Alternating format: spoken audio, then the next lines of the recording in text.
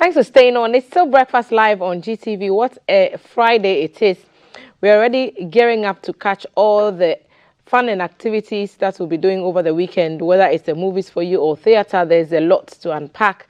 And before we head into that, we want to take you through some of the stories that are making the headlines. You should follow us on our social media platforms, GTV Ghana, everywhere. We're on Twitter, we're on Instagram, we are on Facebook and also on TikTok. We have an agenda to get 1 million followers by December. And you can make that happen.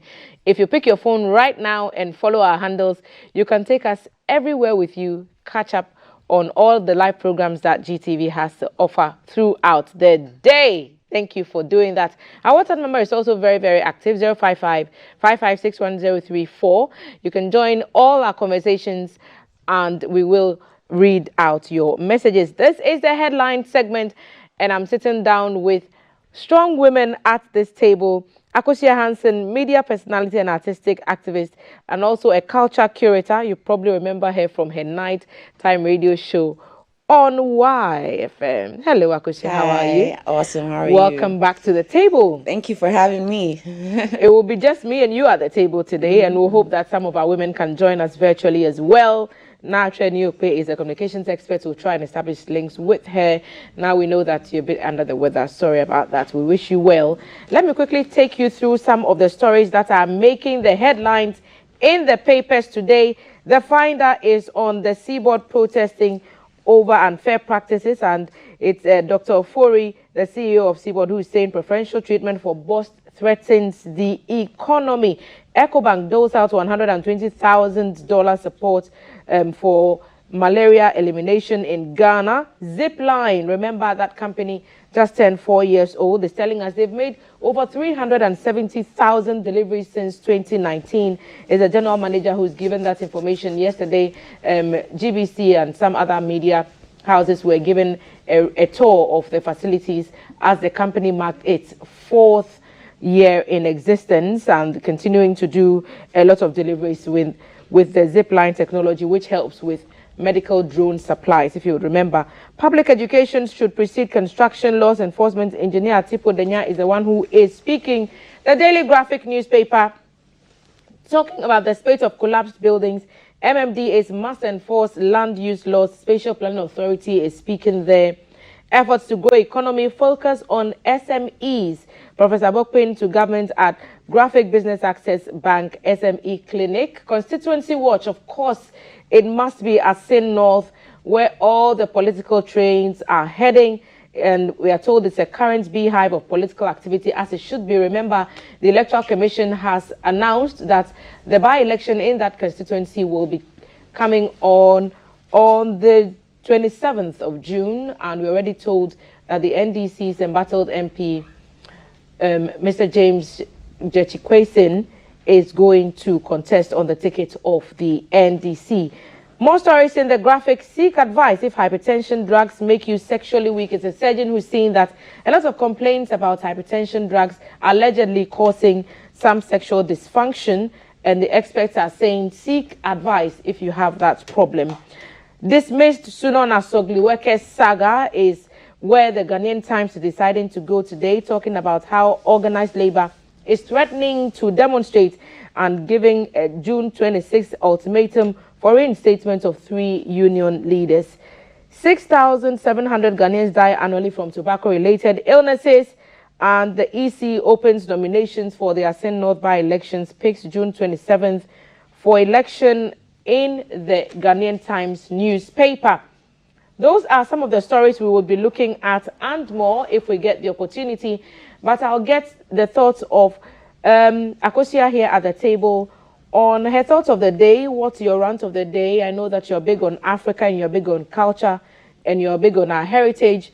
And I am guessing I may have an idea where you're going with this because I see a book near you. Did you want to bet so that you win it anyway? Oh yes, I'm betting it's about the ever gracious, ever graceful, such a huge wealth of human resource and culture and creativity and writing and everything, feminism, power, even at that time, power, I of guess, her youth. Yes. She Yes. used it so Yes. well. Amata Edu Yes. went to be Yes. with the Lord this week, and the Yes. family announced the rather sad event that had occurred in her home, and she passed away very peacefully. And tributes have poured in from across the world in Africa and in Ghana. Talks about reliving some of her stories continue to be rife in people's minds. I could say. Yes. Oh, thank you. Thank you for that introduction. So, as you said, Prof. Amata Edu has transitioned, and we are. I mean, I'm an African feminist. I'm a Ghanaian woman. You know, I'm a writer. So for me, she was a part of my formation, not part of, she was the crux of my formation. I always say that Auntie Ama was kind of my very first kind of feminist coming into consciousness in class 3 or class 2, thereabouts. That was the very first time I read Dilemma of a Ghost, you know, and in the character of Eulalie, for instance, in characters of strong-willed Anoa, later on reading Changes, you know, that was where for the very first time as a young girl, I could see rich woman characters who were bent on pursuing freedom for them the way they defined it, you know, in spite of the punishment that society gave them, and them trying to fulfill their sole purpose, be who they really are in spite of this. And for me, that was so mind-blowing. So I mean, is it any wonder at all that Akosua Hansen today will sit here and call herself the African feminist she is? Because Prof. Amata Edu lived this life. I mean, she taught us. So because of her, I exist. So everything I am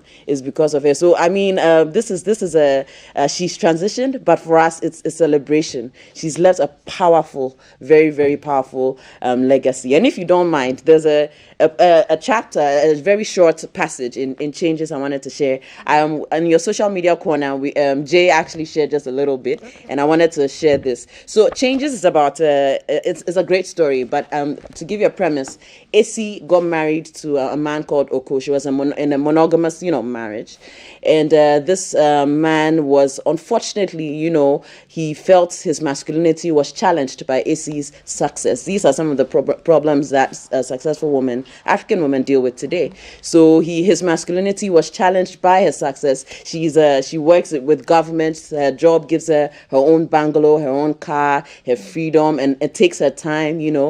And obviously, an African man at that time was trying to adjust to how to be with a woman like this. And in the second chapter of the book, he actually rapes his own wife, you know. And in a bit of, it started with a conversation of, my friends are laughing at me, you know. And these are real challenges that African successful African career-driven African women go through, and that's the powerful thing about of Prof. Amata Edu. She wrote the reality. So basically, Essie leaves, divorces her husband, and she's now going into a polygamous marriage where she's going to be the second wife of this man, right? So she speaks to her grandmother, and this is what her grandmother says. She's asking her grandmother's advice. She says, "My young lady, today you came here asking me a question. I shall try as hard as possible to give you an answer. I shall also try to make it my truth, not anybody else's. For in a world where lies are pampered like the only children and nephews of queens and kings, all we can do is to hold on to our own truths. It used to be possible to talk and know that you and everyone else knew what you were talking about. It has stopped being like that for some time. These days, we are getting used to people saying big things when they mean so little or nothing at all. They talk of pretty things when they intend ugly, and carry dangerous deeds home that properly belong to the bush. My Lady Silk, remember, a man always gained in stature through any way he chose to associate with a woman. And that included adultery, especially adultery. Essie, a woman has always been diminished in her association with a man. A good woman was she who quickened the pace of her own destruction. To refuse, as a woman, to be destroyed was a crime that society spotted very quickly and punished swiftly and severely. My Lady Silk, it was not a question of this type of marriage or that type of marriage. It was not a question of being an only wife or being one of many wives. It's not of being a wife here, there, yesterday, or today. It just is being a wife. It just is being a woman. Essie, why do you think they took so much trouble with a girl on her wedding day? When we were young, we were told that people who were condemned to death were granted any wish on the eve of their execution. By the way, was that ever true? Anyhow, a young woman on her wedding day was something like that. She was made much of because that whole ceremony was a funeral of the self that could have been. In any case, I've had 4 children, and I know that each time a baby came out of me, I died a little. Women die in too many ways, my sister. They say it is not always like this. It was not always like this. I mean about women and men. They say that a long time back it was different. But it has been as it is for far too long for it to matter how it was in that faraway yesterday. Besides, no one remembers what it was like then. Certainly from as long as even our ancestors may have been able to remember, it seemed to have always been necessary for women to be swallowed up in this way. For some reason, that was the only way societies were built. Societies survived and societies prospered. And that was the only way, my grandchild. Men were the first gods in the universe, and they were devouring gods. The only way they could yield their best, and sometimes their worst too, was if their egos were sacrificed to regularly. The bloodier the sacrifice, the better. Oh yes, there are other types of gods, no less bloody and equally implacable. We Africans, for instance, have allowed ourselves to be regularly sacrificed to the egos of Europeans, no? So that amongst other things, they can build strong machines and machines of fire to burn us all. Do I think it must always be so? Certainly not. It can be changed. It can be better. Life on this earth need not always be some human beings, gods, and others sacrificial animals. Indeed, that can be changed. But it will take so much. No, not time. There's always been enough time for anything anyone really wanted to do. What it would take is a lot of thinking and a great deal of doing. But one wonders whether we are prepared to tire our minds and our bodies that much. Are we human beings even prepared to try? Otherwise, it's very possible for this life on earth to be good for all of us. My Lady Silk, everything is possible. This is such a profound passage. I remember one time we had a conversation right here on the show about marriage, right? And basically, this passage shows she speaks so candidly, so clearly about the options and the realities of what marriage does to a woman's self, a woman's soul, a woman's purpose. Literally, you have to sacrifice self, sacrifice what you could have been, your purpose in marriage. And I love the allegory that she used. If someone is condemned to death, they tell you on the last day, they make sure he eats well. Whatever you want. And if you look at, weddings and who do we make most of during the wedding? Because it's the woman in the end who would have to subsume herself, for this machinery, for the man, for this machinery of patriarchy to work. And that was the candidness and the clarity that Prof. Antiama wrote about the woman's situation, And on a day like this, I urge all of us, in a time where knowledge has been bastardized, has been bigoted, this is a time where you should go back to this literature. Go and read these words. Even Auntie Amma spoke very, very clearly, very kindly about this whole LGBT situation even. She spoke about sexuality. So her characters were people who were sympathetic to people of same-sex desires. And she speaks with wisdom. So in a time like this where there's a lot of bastardized knowledge, just go and read these books because there's a reason why she existed. There's a reason why she lived the life the way she lived. For us to see, for us to become aware, for us to open our eyes. And I'm grateful for the life that she's lived. I'm very, very grateful. It's because of her I am, today. So yes, these are my flowers this morning. I am just in awe of the words in the book. Reminds me of the read we had yesterday. Yes. Around the table, yes. Kafui, myself, yes. Jay and Kareem, when we took one of her, cut me a drink, and the cutting of a drink, yes. That short story was very, very profound. Yes. And it's re-echoing the strength that she speaks with in her interviews, in her engagement with the media that we've seen being played and pieces of which are being yes. shared on social media. And you're listening to this woman, so much wisdom yes. in one place. And we continue to wish her family strength yes. and love at this very, very difficult time. Professor Amma Atta Edu undoubtedly captured many hearts across Africa with her strength, and with her character, and will continue to hold her memory in very, very high esteem. Akosua, thank you for bringing her works to us once again. Thank you for bringing her voice to us once again, because she speaks through these books to society, Fabio. And isn't it amazing how the issues that she's talking about, how many decades ago, are still very, very relevant to today's society, and they are still very, very real. Yesterday, the piece we read about Cutting a Drink was about someone who was looking for his sister in the big city, and it turns out he found her, but she was into commercial sex work. On the matter of commercial sex work, Akosua, did you know today is International Day of the Sex Worker? Yes. So there's actually an international day dedicated to bringing up issues confronting or faced by persons who engage in sex as a commercial venture. And on days like this, there is an opportunity for us to hear from their story and perhaps pick some thoughts to shape our lives going forward and shape conversations about perceptions about sex work going forward. In line with that, we are going to relive portions of an interview that Kafui Day had quite a few years ago, and we credit Star FM for the opportunity to use this audio again. Kaf engaged the services of a sex worker, not for activities in the bedroom, but for a rare look into her life as, putting it plainly, a prostitute. Let's hear a few more of what she had to say. So you have to think, you have to get something, focus in something.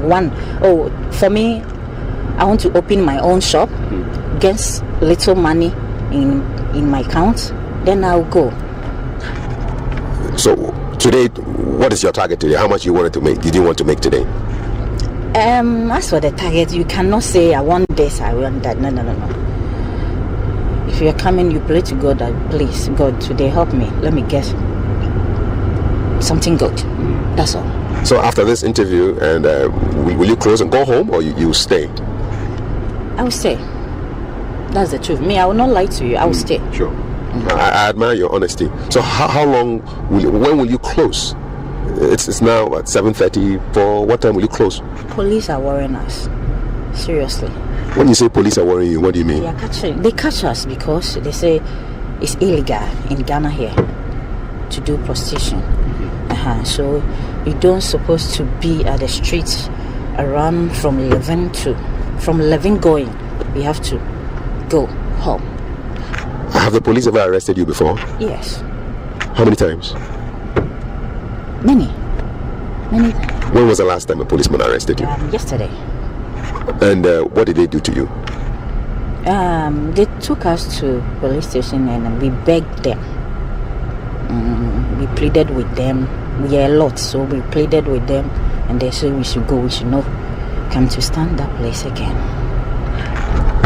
We hear stories that sometimes the policemen want to sleep with the prostitute. Is it true? It's not true. What I would say is I haven't met that kind of thing, so I cannot say it's true or not. And my colleagues I have there, they haven't met that kind of thing, so I cannot say. And it's not true. It's not true. Do you work independently, or you have somebody who sometimes brings you customers? No, I work independently. I don't have anybody who give me customers or something.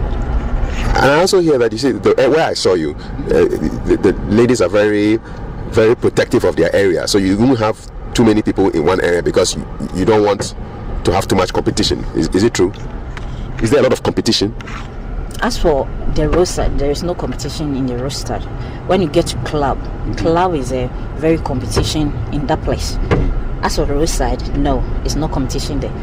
When you get here and you want to stand here, fine, that's your own. You stand there, then so as for the roadside, no, there's no competition in the roadside. Have you worked in the club before?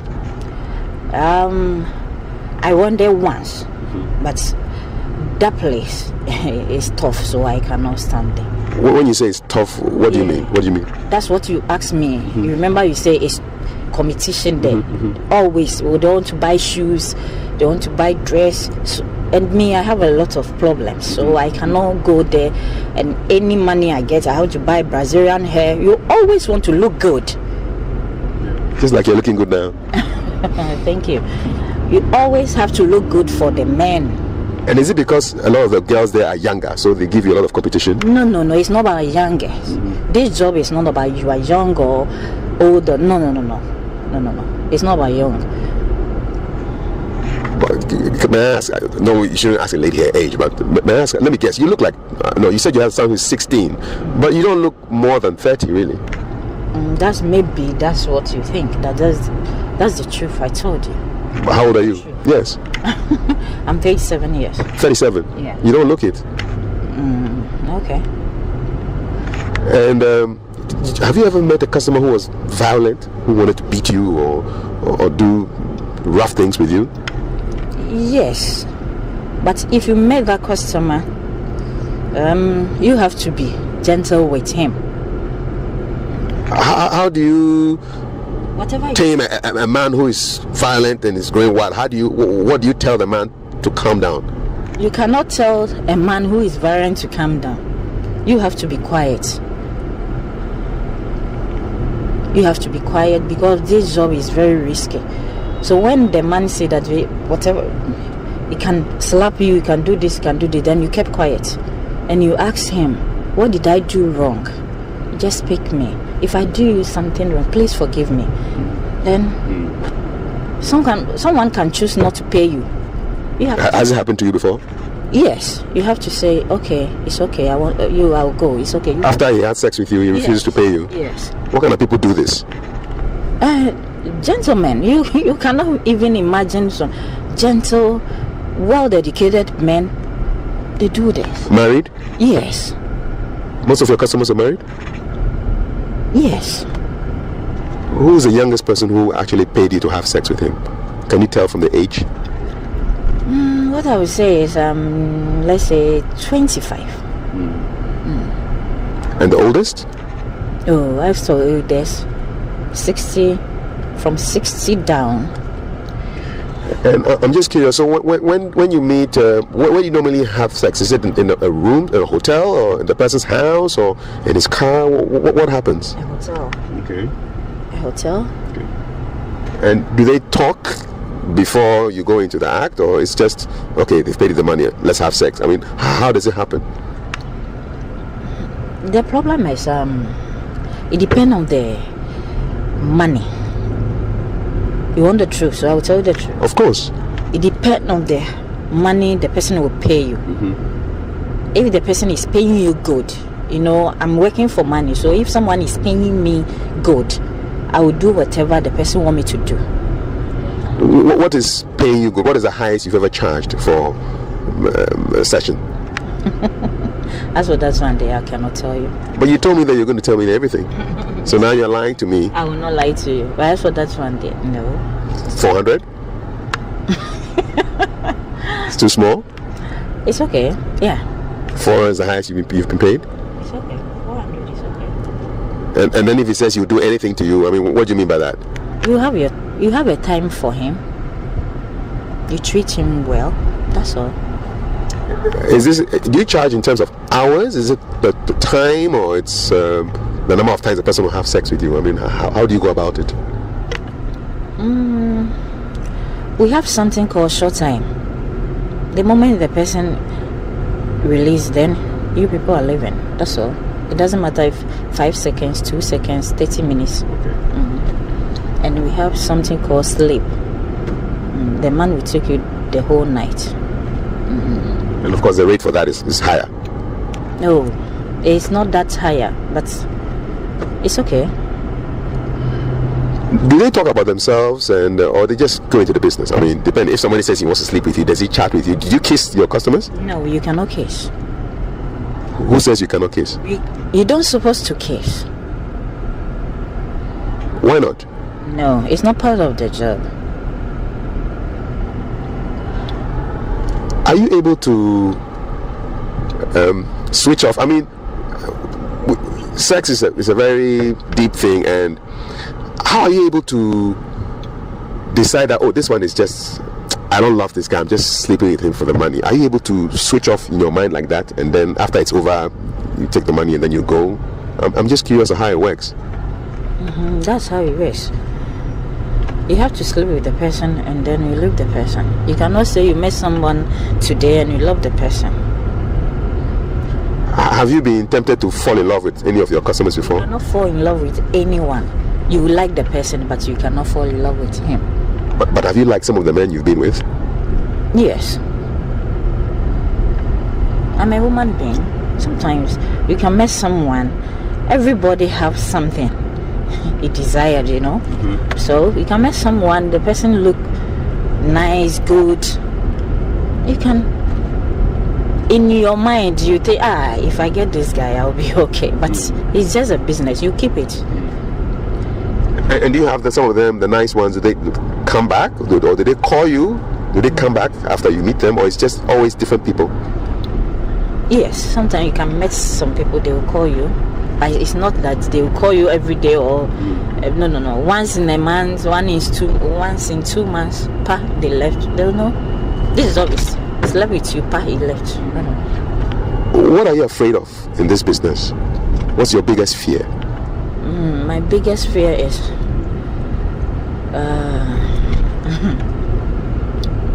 as for the fear, it's a lot.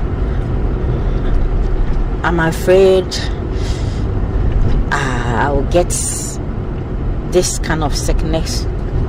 You don't want to mention the name? Yes. But we know what it is? Yes. That's what I'm afraid of. And second one is I'm afraid I will meet someone who is violent that at that moment I can't do anything about it. That's what my biggest fear is. That's what always I pray, that God should forgive me and always protect me, not me. You know? Have any of your friends been very violently hurt by, it's like a rough customer? Do you know anybody who has been hurt seriously by somebody who became rough and refused to pay and just started slapping or beating the girl? Yes. What happened? He just slept with her, and after finish, he decided not to pay. And there are some girls, they are very violent too. So he decided to struggle. Always men will be always, they are stronger than us. So he beat him seriously. We end in a hospital and police station. But she didn't die? You say? She didn't die though? No. Just that he have a lot of, And how did it make you feel? Bad. You can stay, when something like that comes out, you can stay in your house, let's say 1 month, 2, you are afraid that, hey, please, you see, it's part of the job. So do you have pepper spray or a knife in your bag just in case somebody wants to hurt you? No. How do you protect yourself? Only God protects me. That's what I would say. I don't have anything in my bag, and I don't have anybody to guide me except God. That's all. And this job, what I would say is, if you are doing this job because of something, you be clean. Let your heart be clean. That's all. That's what I would say. Do some of your friends have weapons or pepper spray on them just in case? No. What the friends I have, they don't have it. If they have it, me too, I'll have it. Do you understand? I work with, this job. Any person who introduce you to this job, whatever it does, that's what you do. Do you have foreign competition, Nigerians and Liberians and other nationalities? Everybody knows that Ghana here, Nigerians, Brazil, all of them are here. Even Japanese, all of them. You have Japanese prostitutes in Ghana? Yes. Where are they operating from? A lot. That's what I'm saying. Which parts of Accra do we have Japanese We prostitutes? have Accra here, we have.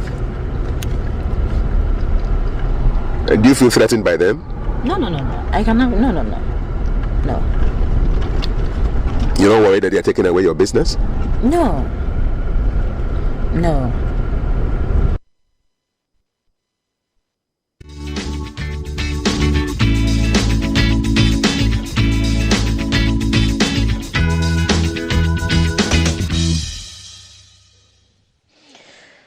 You're still watching Breakfast Live on GTV on International Sex Workers Day, Kafui Day. In that interview with a commercial sex worker, credit to Star FM for that audio. CAF did that interview a few years ago, and it's still as relevant today as it was back then. The issues being raised by the lady in the video still being very real experiences of real sex workers, and the conversations around whether the job should even be a legal job continue to dominate discussions everywhere. Let me just read a little bit about what the day is meant to achieve. So International Sex Workers Day is to remember the resilience and strength of sex workers around the world, and it's observed on June 2 every year, a global day of action to raise awareness of the rights of sex workers and to combat stigma and discrimination. It's also a day, like I said, to remember the strength of sex workers around the world. And it started way back in 2001. There's quite a history to it. So use your internet services and you find that there's quite a number of reasons why people felt the need, especially sex worker groups across the country, to make this a very topical issue one day in a year, raising awareness about sex workers. In our parts, it's a business that is very much frowned upon, and the lady CAF spoke to also admitted that she felt very ashamed. And as a 37-year-old who came from Kumasi to the national capital Accra to engage in sex work, she did not even want her children to find out that she was engaged in that kind of business because of the stigma that is attached to it. And she spoke to us also of the dangers from the men that engage their services, some of them refusing to pay. Her biggest fears. Akosia, I was just, listening intently to what she was saying. She's afraid that she might catch a disease. She's afraid that one day someone's violence may go too far and she may not be able to fight back. But for many in society, and she's telling us that most of the customers are married men. So again, marriage coming into play here. Yeah. What was going through your mind as you listened to this lady? Oh man, for me, first of all, kudos to Kafi for that interview, and kudos to GTV for, highlighting this day. And like you said, there's a lot of frowning, there's a lot of stigma around that. So for you to even mention this and have played this is commendable. As I was listening to her, I was definitely, rethinking all my, feminist activist thoughts about sex work. And sex work, frankly, is one of the oldest professions on earth. Is one of the oldest professions. If you trace to in old ancient Africa, old ancient Europe, old ancient Asia, they all have proof that sex workers existed. And what we don't want to in a very religious, hypocritical society about sex, we don't want to acknowledge the truth of the fact that sex workers actually are part of the people that help to make society flow better.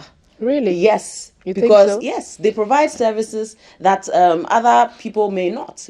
That's why you hear that, for instance, most of their customers are married people. In certain marriages, people would go out. They would never tell you can be married to your man for forever. You never know that once a while he went out to go and see sex work. Sex workers are there sometimes are there doing the work that other men's partners cannot do, or other women's partners cannot do. Let's be candid about how it goes both ways too as well. Because obviously even when I have my boyfriend, your boyfriend cannot fulfill all your needs. And when I'm talking about this, it's not just necessarily sex.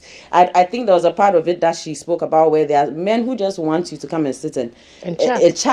They just want someone to give them their time, their attention, there's also that. And sometimes we can't always do that. Like Kafui did in this interview. So let's put it out there that Kafui paid the lady for talking to him. And that was a service that Kafui paid the lady for. So we know the value of time and money. So if you want to, take a bit of somebody's time, especially when, may I say, she's on duty, then he had to pay You for had that to pay time. for that, yes, and that's what they do. I mean, there's also that time they give you. There's also that intimacy, and therefore, in societies where we try to, there's always this pressure on, if you are the wife, these are all the things you have to do. These are all the whatever, and sometimes, most times, you can't fulfill all of these things.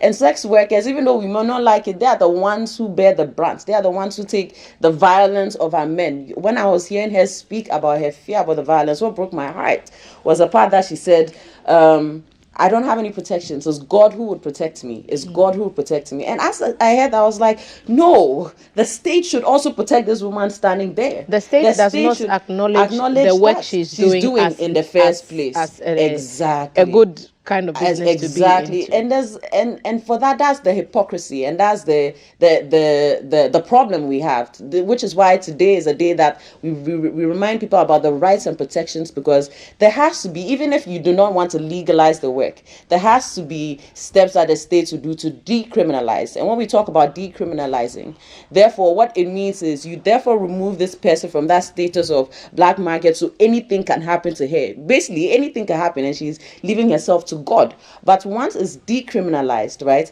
what can happen is she actually has protections from the state. She can actually go to the police and be like, I brought this man on business and he beat me up, he refused to pay, and that client will be arrested. You know, decriminalization also means that there will be regular mandatory health checks, and therefore it means every month all sex workers have to go and check whatever, all of these things, and also clients too. It makes it easier, because if you pretend that your husband doesn't sleep with sex workers and everyone's pretending all of these things happen, this is how diseases actually pass, because we are all pretending we don't see what the reality is. But the fact is, when you see what the reality is, you make protections against it. So when you have regular mandatory health checks and protecting them against violence, all of these things. I visited the red light district in the Netherlands, right?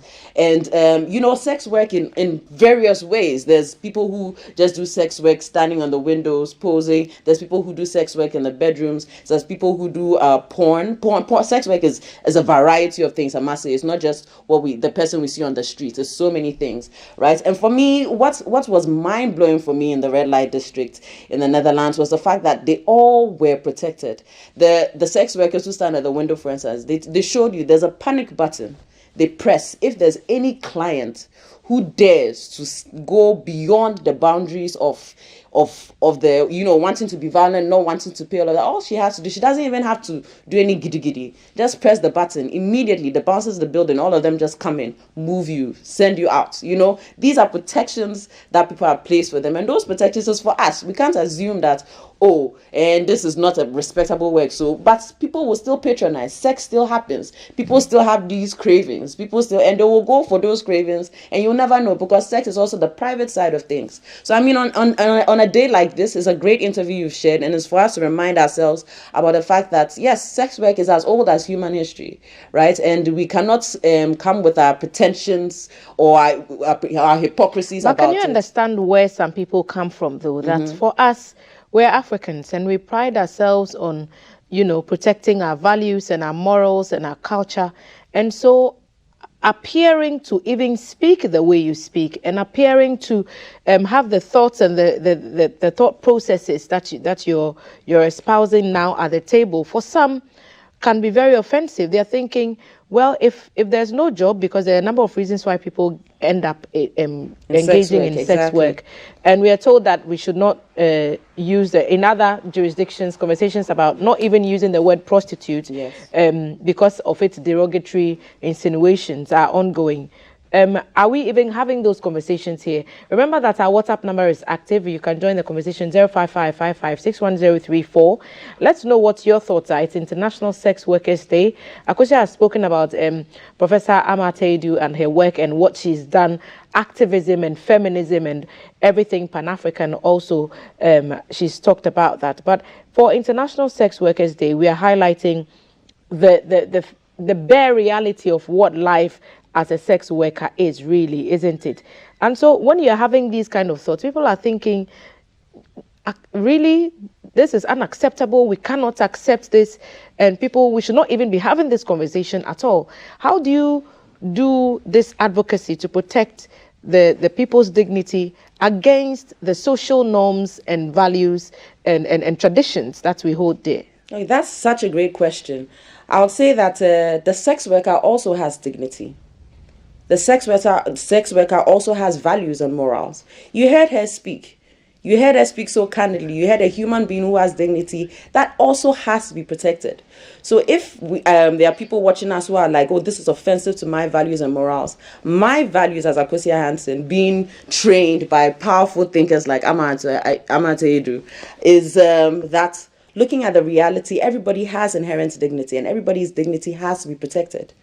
Even when you find a thief in an area, they tell you you don't do mob justice and beat up the thief. You instantly send the thief to the police station. You don't beat up the thief. Why? Because even though that person has stolen, that person has dignity. And frankly, sex work when we say it's the sex work, we are just trying to acknowledge that it is work. It doesn't mean that it's harmless work. It doesn't mean that it's painless work. It doesn't mean that it's work that they would like. Like this specific sex worker we spoke to tells you she doesn't like her work. And there are a lot of sex workers who don't like their work, right? But are doing it as a means to an end. It's not just a matter of stopping. It's also so many economic implications. If someone had a choice to, they wouldn't. I myself sometimes don't want to do my 9 to 5. Sometimes we also don't like work. Yeah. When is it time to work to pay your rent? It's not work you do to love. I'd rather not wake up at 3 in the morning. But you have to wake up at 3 in the morning. you get what I'm saying? Until you saved enough, now you're okay, and then you can live a life of whatever. But when it comes to work, we don't necessarily, it's not all of us who are blessed to do the work that we love, that will give us the money that we need. You get it? And it's the same thing with sex work. And there are also sex workers who are agnostic about it. They just also find that it gives them a flexibility and they get more money. And there are also sex workers who also enjoy their jobs too. There's also that. Let's not forget that there are sex workers who do not stand by the roadside. Yep. It's so many There are sex workers who have regular jobs and they do that on the side. So it's a very broad area. Yeah. And I'm glad that Na is choosing this point to join our conversations. Na Atweh, good morning. Thank you for making the time. I'm sure that you would have loved to be here, but you couldn't. But we are glad to have you anyway. How are you doing?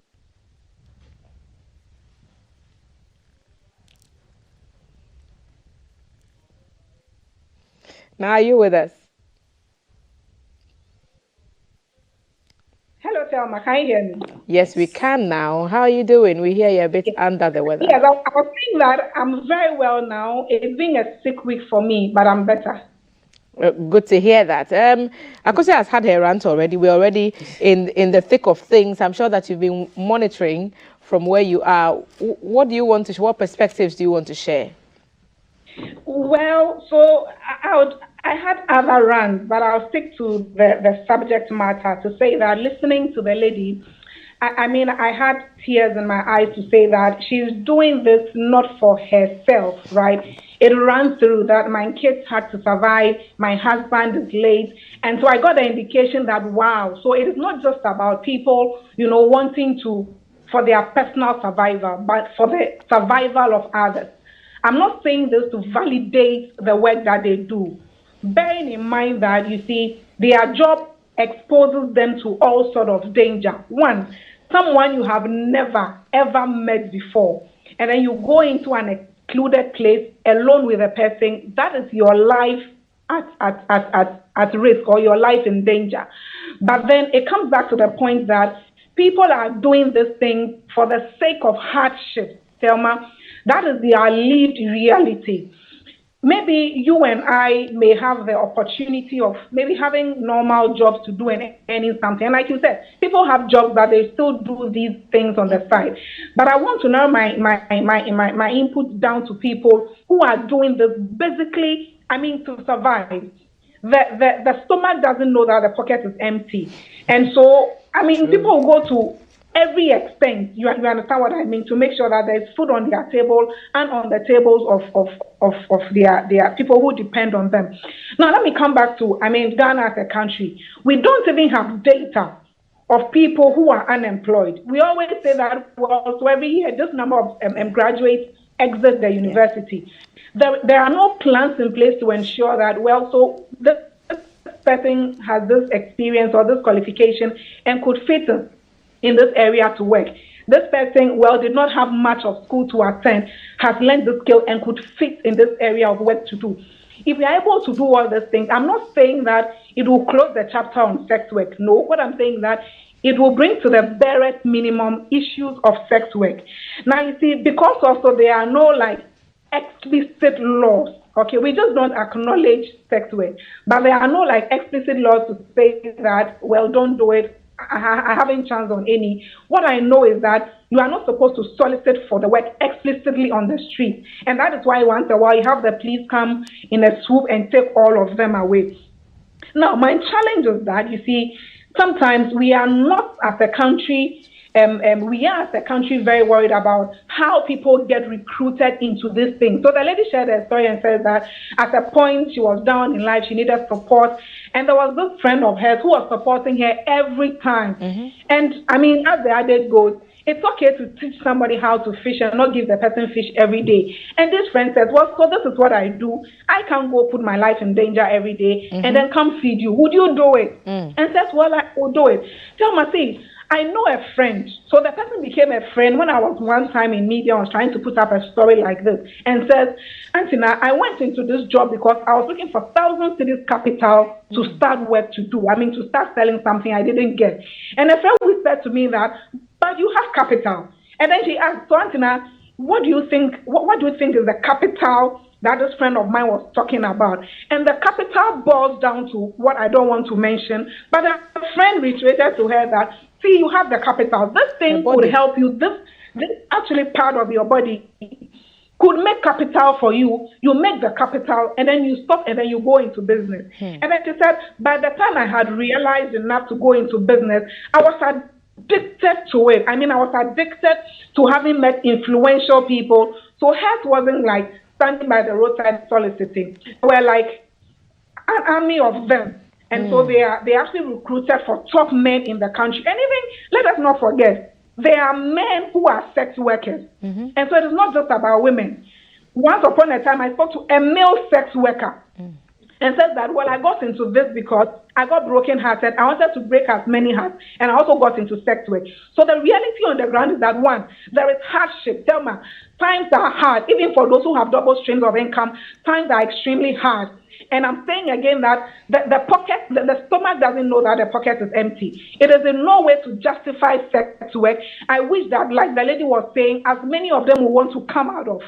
But let us have also the very candid conversation that once they are out of it, do we place them in very meaningful jobs? And when I say meaningful, it's not like the white collar jobs where, of course, you are in the office in the air condition. No. But are we placing them in something that they have skills in? If the person can bake, is there capital enough to set the person up? Would the taxes in this country, okay, drain all the capital that this person has? Of course, if she's a sex worker, who comes to her to take taxes from her? She doesn't pay, unless, of course, they have a way of paying taxes.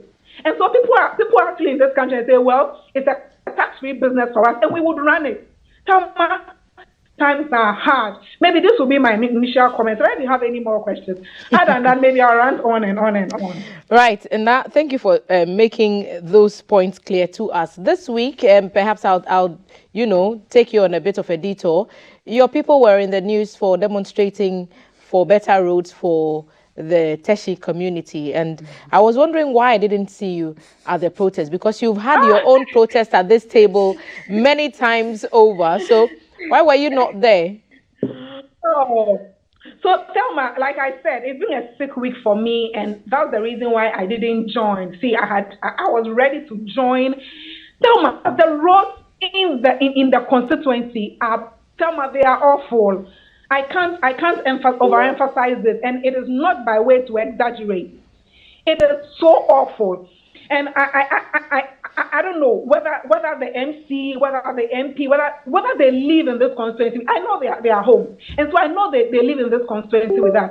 But I'm bothered why they want the roads to actually deteriorate to a place where people want to demonstrate. And so a day to the demonstration, we saw tractors, we saw workers who have started, on site, just start to work. And so is it that for government or for the local assembly, the only language that they tend to understand is demonstration. Isn't that the only language they understand agitation? I saw the aged, I saw the disabled, I saw even school children who were on top of in their classrooms that are stories were shouting, the roads are bad, because of course their parents also ply the roads with them. Thelma, see, we spend many hours. I set off like around 6:30 to go to work. I went somewhere beyond Kolebu. Sometimes I have to spend so many hours on the street, dodging pothole after pothole. And are there even potholes? These are manholes. I don't know what the MCA wants to hear. I don't know what the member of parliament wants to hear, but they have both disappointed us. They are both disappointed us. And let me tell you the truth that I heard from somewhere, that simply because the MP is a member of parliament on the ticket of the NDC, and the municipal chief executive is the first gentleman in the constituency on the ticket of the NPP, and so then there is power play to say that, well, so if I'm the MC, I won't fix the road for the MP to take the credit. And the MP says, well, I go on site and I'm told that it's not my job to do. Will people sit for us to pay them with our money for them to come and do power play? See, beyond the demonstration, I was asking them, is there no way to impede these two gentlemen to get off, so that we find people, whether they belong to different political divides, who will still come together and then fix our roads for us? You will sit there and say that I won't do it for the credit to go to NDC, or I'll do it for the credit to go to NPP, and then we are suffering. You can drive your VA. That doesn't, when you are in a VA, are you bothered about potholes? And those who are driving small cars, low laid cars, and we are suffering, and yet we pay huge taxes. Thelma, when you take your pay slip every month, do you see the number of deductions? I don't know, maybe at some point, the people are touching and angry now. At some point, the pay Thelma, slip becomes a document that does not give you as much joy as you would expect. But now, thank you for sharing those thoughts with us. There's a lot of stories to unpack at the table, but we've done quite a few already. And I would want to pick the thoughts of those who are watching us across our WhatsApp platform. Joseph Olivers is talking about sex work, which we've discussed before. Good morning, Thelma. There are also sex workers who dress beautifully, move to offices and people's homes to offer sex for sale. This kind of sex workers are called blekoko in La Côte d'Ivoire. So people dress nicely, move from office to office. Any sex for you, please, is what Joseph is telling us. Alhaji Dauda says, sex workers need free medical support from Ghana AIDS Commission. He's messaging us from Medina Estate. Good morning to you as well. Someone is talking about Asin North, and this is where I'll let us move on from the conversation. Musa Abattoir says, people of Asin North must show NPP that they are not people with who are short-sighted. No amount of inducement can change their mind. Currently, the government has ordered contractors to go on site to start developing the area for political advantage. They should punish them by voting massively for Honorable Kwei Sin. And it brings us nicely into another conversation that is also in the newspapers today. The Daily Graphic has carried it. Asun North, current beehive of political activity.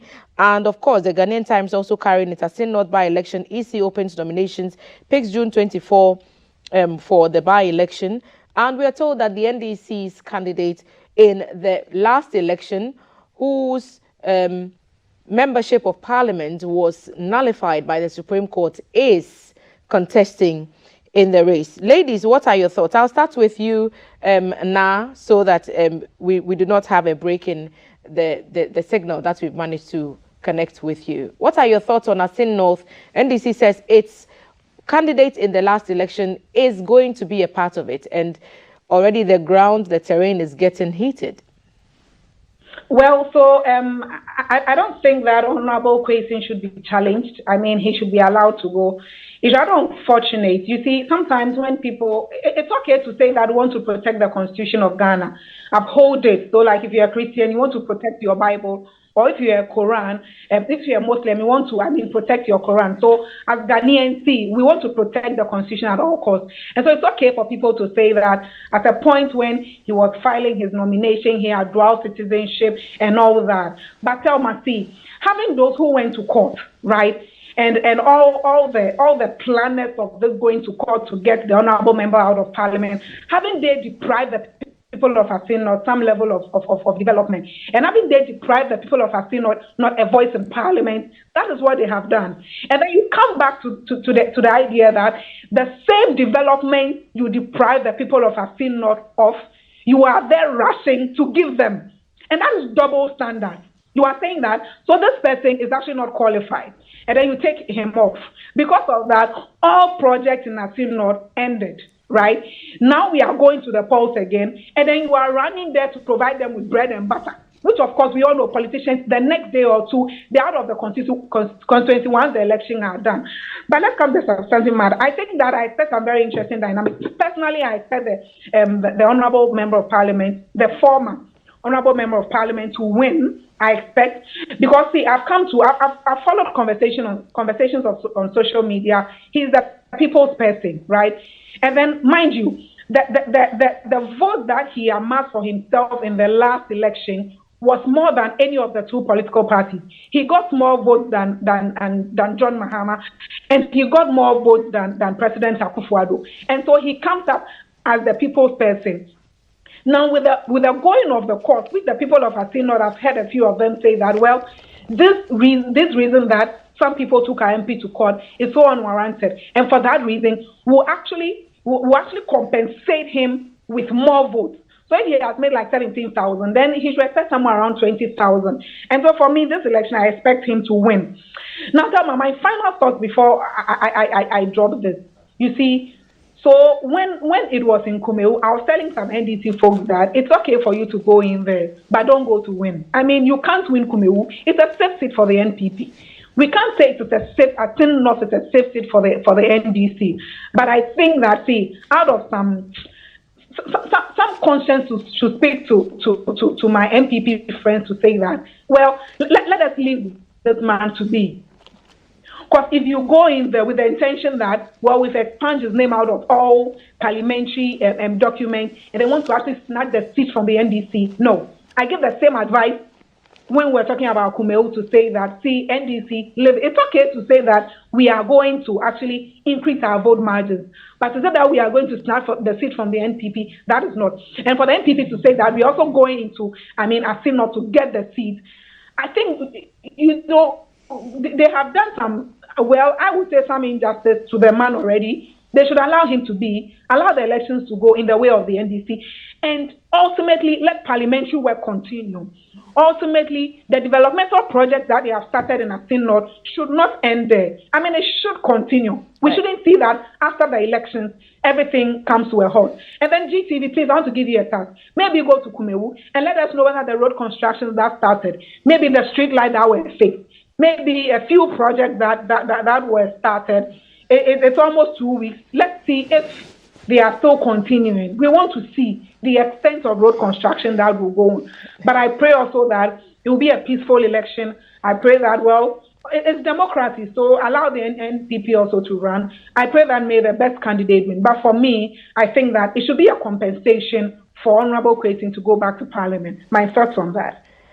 NA has commissioned her own project for GBC and GTV to follow up with her thoughts on the Asin North by-election that is scheduled for June 27, not 24, June 27 of this very month that we are in. So a few days more to that election, about 3 weeks or so. The Daily Graphic has dedicated the center spread to Asin North on the Constituency Watch.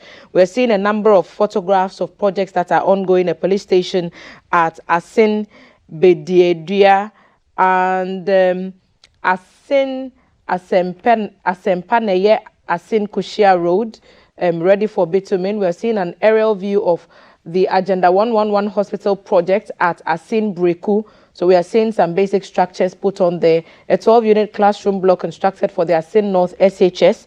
We're seeing the Minister for Roads and Highways inspecting works on the Asin Praso, Asin Fosu Road, and AstroTurf also at Asin Breku. So lots of things happening at Asin North constituency ahead of the by-election, and the Ghanaian Times is dedicating it to the story, to reminding us of how we got here with the Supreme Court annulling the qualification of the NDC candidate at the time, James Jachi Kwesi, and his MP-ship was nullified. So, by-election in the works and other developmental projects also heating up in Asin North. Akosia, what are your thoughts on this? Oh, I defer to Na. She said everything about this that is worth saying. So, I miss you, Na. Has she gone? She's still with us. She's still with us.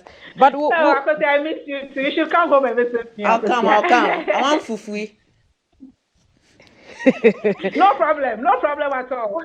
By all means, we'll send our cameras to Asin North and also to Komewu as well, monitor the situation as it unfolds there. But this week, there's been a number of topical issues. We missed a deadline, at least some people did, when they could not get their SIM cards re-registered in time before the latest deadline by the NCA lapsed on the 31st of May. So some people have already started experiencing the disconnect and the deactivation of their SIM cards. We're told that it will be gradual, so you might not be feeling it immediately at once, as some people would say, but you would feel it. And I want to get some details in the Finder newspaper.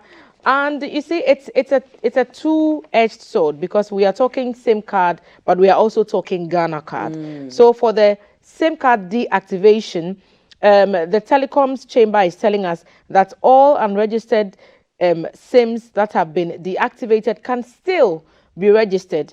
And they are saying that data on the deactivated SIM cards will be restored immediately the user completed the registration exercise using the Ghana card and the biometric data captured by the mobile operator. And we're speaking with the Ghana News Agency. It was Dr. Ken Ashigbe, Chief Executive Officer of the Chamber of Telecommunications, and he told them that at least 3 million unregistered SIM cards had been deactivated as of Thursday morning, which was yesterday. And so as at May 31st, 2023, the deadline for the SIM registration exercise, about 9 million cards had not been registered. So 9 million as against 3 million that are now being deactivated. So quite a number of activations had been done within a space of the few days. And he said that 6 million more unregistered cards could be deactivated in the coming days. And Dr. Ashigbe saying the users of the deactivated SIM cards could not make or receive calls, send or receive text messages, access internet services, and perform mobile money transactions. However, the deactivated numbers could receive messages from their mobile operator and could also access the code for the registration of the SIM card, the *404#. So those are some details for you. While all this is going on in the Western and Western North regions, there are over 62,000 Ghana cards that have been unclaimed. And so the authorities there from the National Identification Authority are asking people to go to the district offices and pick up those SIM cards, because you pick up those Ghana cards. You need the Ghana card to register for your SIM card. So if you don't have it and you're having to be deactivated, then you should really go for it. So if you're in the Western or Western North regions, the Finder newspaper page number 4 talking about the NIA asking 62,000 Ghanaians to go and pick up their cards. So should I start with you, Akosia? You've registered your SIM card. Yes, I have. And I have 2 numbers. I registered one, and the other one, right? What happened was the *404#. So it's good we are talking about this. The *404#. There are people, not just me, who've complained that you do that. They take, you follow all the details, put your Ghana card number, your name, all of that stuff. When you're done, they're supposed to send you a code. There are quite a number of people who the code never comes. The code never comes. And when you go to the your telco, your telco needs that code.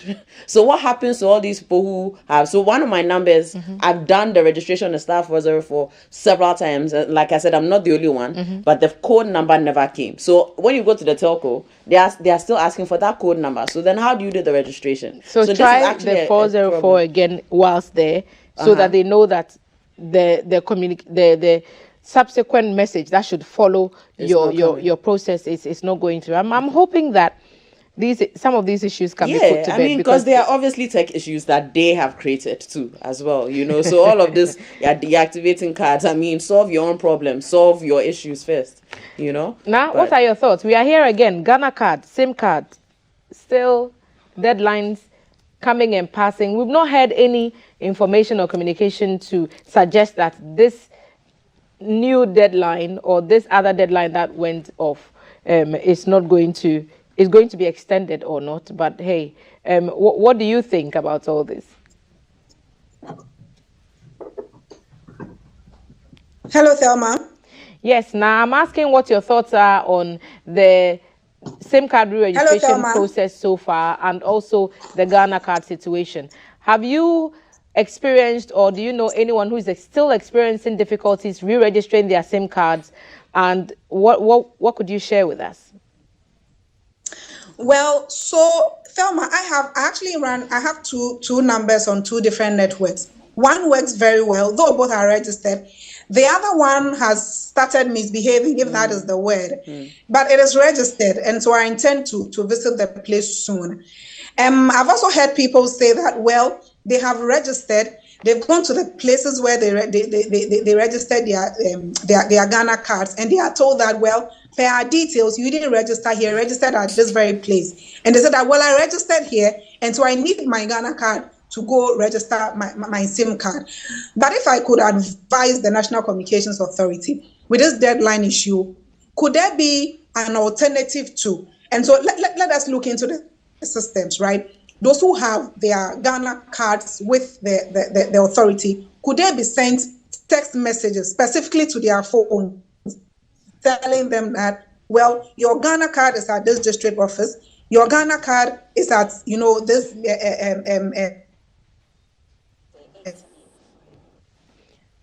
But what if your SIM has already office, so that people are, well, so I don't know if I heard you right. You're asking that what if the SIM has already been deactivated? Yes. Hello, Thelma. Yes, now I'm asking if they send a message and the number itself is not active anymore, then even getting the message could be problematic, couldn't it? Yeah. Yes. Good. So per this, your advice, could it be that, okay, let us reactivate the SIMs. We are sending text messages on all these, to all these contacts that are actually attached to the Ghana card to ensure that they come to this very place to pick. Because genuinely, Thelma, people have genuine reasons for not having their Ghana cards. People have genuine reasons. Now, more so, you see, Thelma, initially when the Ghana card came, it was for free. Now, if you want your Ghana card ASAP, you would have to go and pay. People can't afford the almost, 300 Ghana cedis to get a Ghana card to go register their SIM. So people have genuine reasons. Can we look into it? Because when you block my Ghana card, maybe it is me suffering, but maybe somebody else's business is also suffering, and it may be your business. You understand what I mean? The telcos run on these SIMs that we talk on or do business with.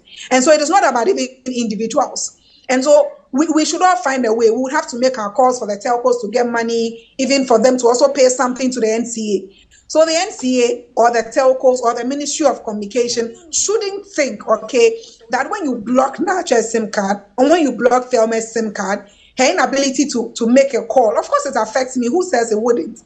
Of course it will affect Thelma. But to the larger extent, it even affects the revenues of government. Government has revenue expectations from us, from the telcos. And so blocking it, well, then we are suffering. So what I'm saying is that in as much as there is a stubborn academy who may, even if you give them till eternity, will not go to register their card, let us put plans in place so that we get a greater number of people having to register their SIM cards. Now, also, I'm hoping that I've not bought a new SIM card recently. Okay. But I'm hoping that the telcos, for every SIM card that is bought, they ensure that the buyer registers with a Ghana card and not to have to go and then, that number adds up to the already existing huge numbers of people. You understand who have not registered their SIM card. Thank you. For me, I'm not.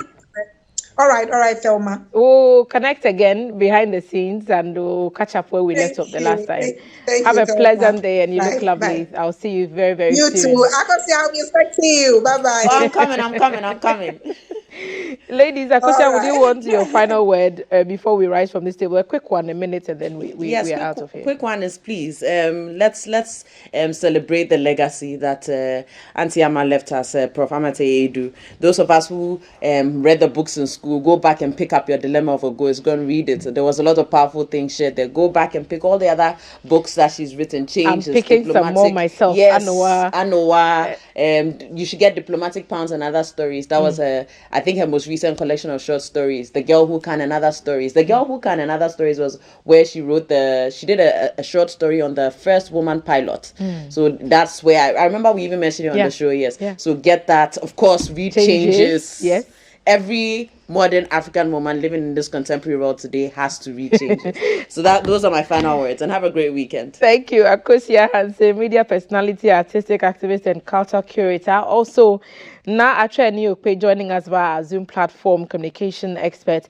Ladies, sharing your thoughts every week. It's a true honor to sit with you every Friday. Thank you, Akosia, and thank you, Na Atre, also for joining us virtually.